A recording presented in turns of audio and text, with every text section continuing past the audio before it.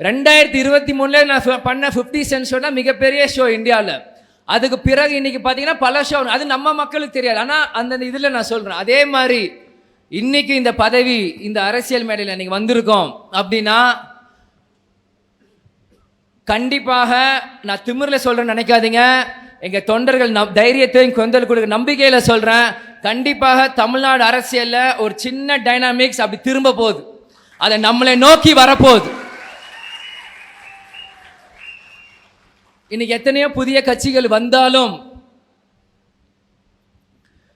இன்னைக்கு களத்தில் ஸ்ட்ராங்கா இருக்கிற ஒரே கட்சி தேசிய முற்போக்கு திராவிட கழகம் தான். இன்னைக்கு நம்ம பண்றது ஏன் மக்களுக்கு பெருசா தெரியல அப்படின்னா, இன்னைக்கு எல்லாமே டிஜிட்டல் மீடியாவாயிருச்சு. இன்னைக்கு வர அரசியல் எல்லாமே டிஜிட்டல். உடனே போட்டோ எடுக்கணும், வாட்ஸ்அப் ஸ்டேட்டஸ், உடனே போட்டோ, யூடியூப், ஃபேஸ்புக், இன்ஸ்டாகிராம் உடனே பண்றாங்க. நம்ம போன மீட்டிங்ல பேசினது தான். இன்னைக்கு நீங்க வர ஒவ்வொருத்தரும் வந்து என் கூட செல்ஃபி போட்டோ எடுக்க வரீங்க, எல்லாத்துக்குமே வரீங்க. உங்க போனை நான் பார்க்குறேன். நம்ம எல்லாரும் ஏழைகள் தான்.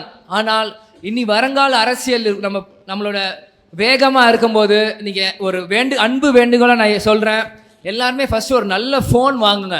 ஏன்னா நம்ம எளிமையான சொன்ன மாதிரி இன்னைக்கு வந்து யூடியூப்ல வந்து யாரோ தப்பா பேசுறாங்கன்னா உடனே போய் பதவி போடணும். அதுக்கு நம்ம கையில் ஒரு நல்ல ஃபோன், யூடியூப்ல நம்ம இருக்கணும், ஃபேஸ்புக்கில் இருக்கணும், இன்ஸ்டாகிராமில் இருக்கணும், எல்லாத்துலேயும் இருந்தாலும் நம்ம பதவி போட முடியும். அது இம்மிடியேட்டாக நீங்கள் செய்யணும்.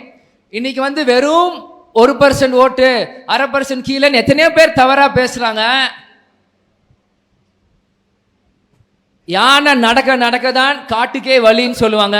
இந்த இந்த இந்த செயற்குழு பொதுக்குழு பிறகு நம்ம நடக்க நடக்க கடலூர் மாநாடு நம்ம வழியே காட்டுவோம். நம்ம வலிமை என்னன்னு அந்த மாநாட்டில் காமிப்போம்.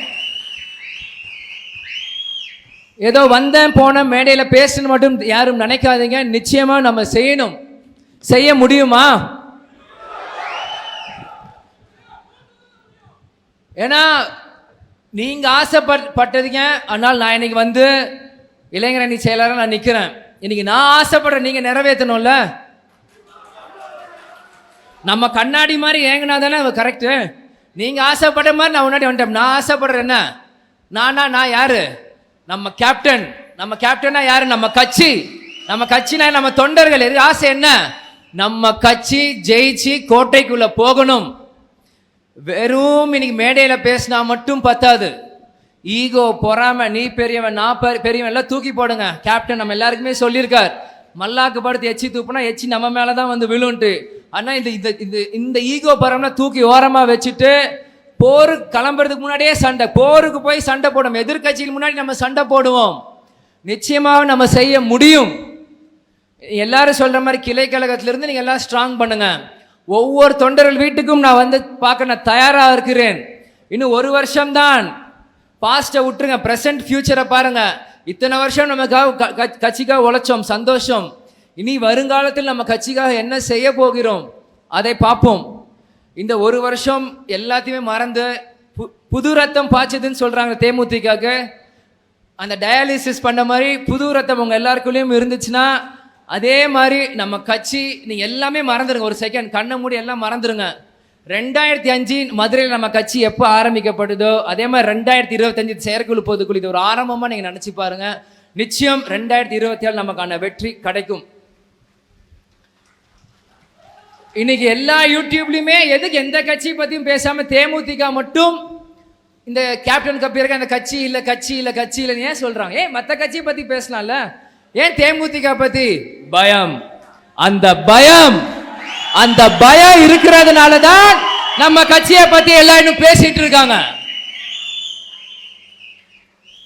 அவன் என்னப்பா அந்த பையன் வரமாட்டான் அப்படின்னு நினைக்காதீங்க.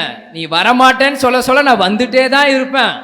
ஏன்னா கேப்டன் என்றாலே எதிர்நீச்சல் போட்டு வந்தவர் கேப்டன்.